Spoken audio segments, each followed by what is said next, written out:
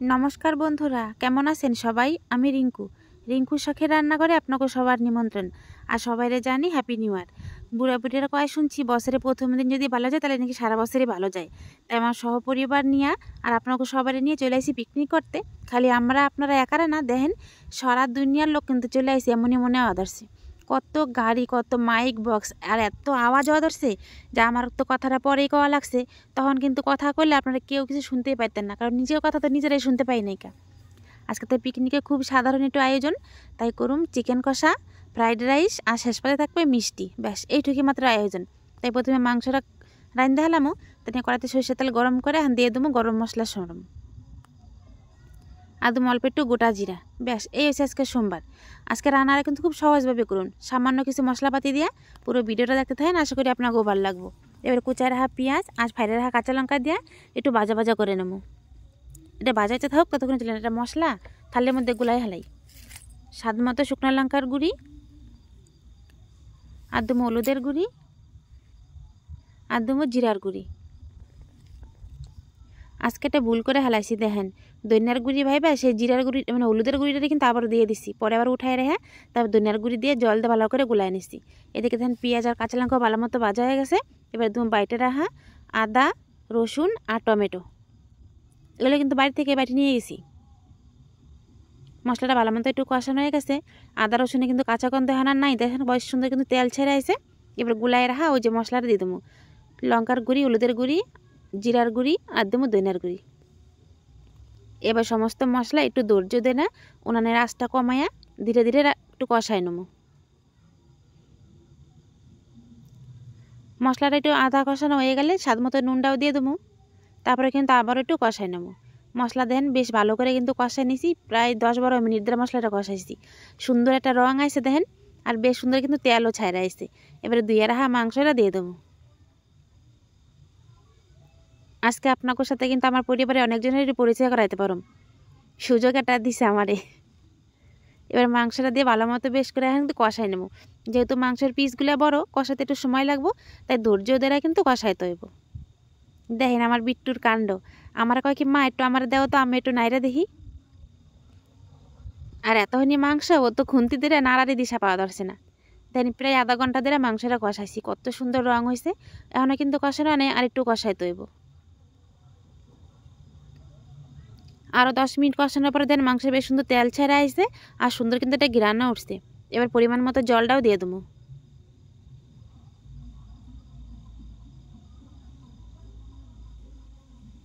যেহেতু fried rice দিয়ে খাইব, খুব বেশি জলটা হওয়ার দরকার নেই, একটু মাখা মাখা করলেই কিন্তু হইব, তাই সেই পরিমাণে জলটা দিয়ে দিলাম। মাংসের রঙটা দেখছেন কত সুন্দর হয়েছে, বেশ কিন্তু ফুইটা উঠছে।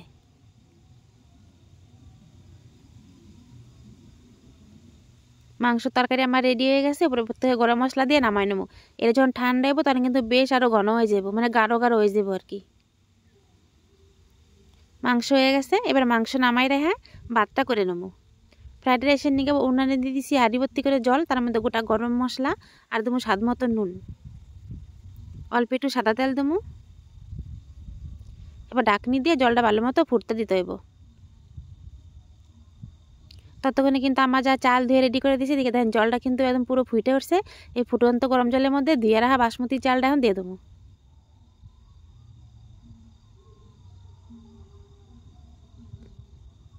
দেন ভাতও কিন্তু ফুটতে আরম্ভ করছে, একটু নাড়া দিয়ে আবার ডাইকা থুয়ে দেবো।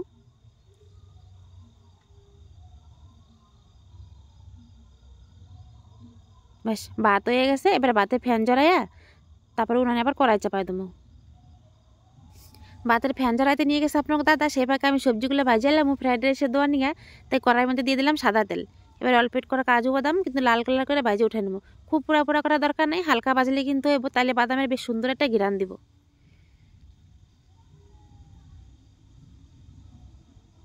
বাদাম ভাজা হয়ে গেছে, এবার উঠাই নেবো। এবার ওই তেলের মধ্যে এটা ক্যাপসিকাম সুন্দর করে ভাজিয়ে উঠাই নেবো।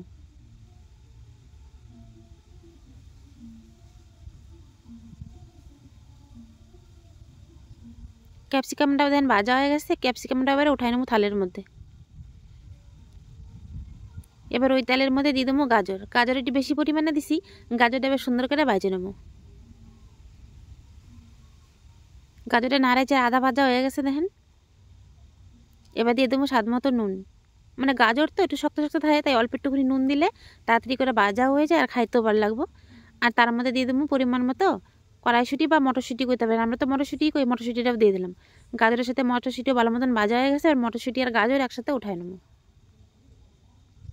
এ করে মতো সবজি দেবো, হাতের কাছে যা ছিল তাই নিয়ে আসি। আপনারা চাইলে কিন্তু বিনস বা অন্য কিছু আরও সবজি দিতেই পারেন।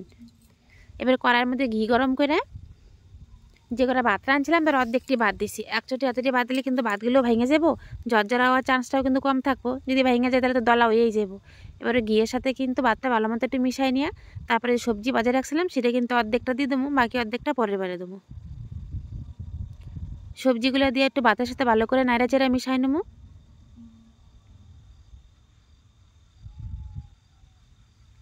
দেখছেন প্রত্যেকটা ভাত কিন্তু গোটা গোটা রয়েছে, আর কত সুন্দর ঝরঝরা।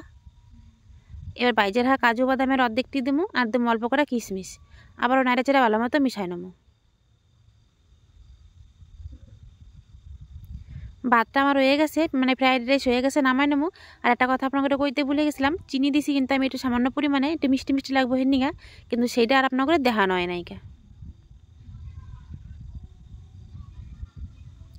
এই একইভাবে কড়াইতে আবারও ঘি গরম করে বাকি ভাতটা আমি বাজে নেবো।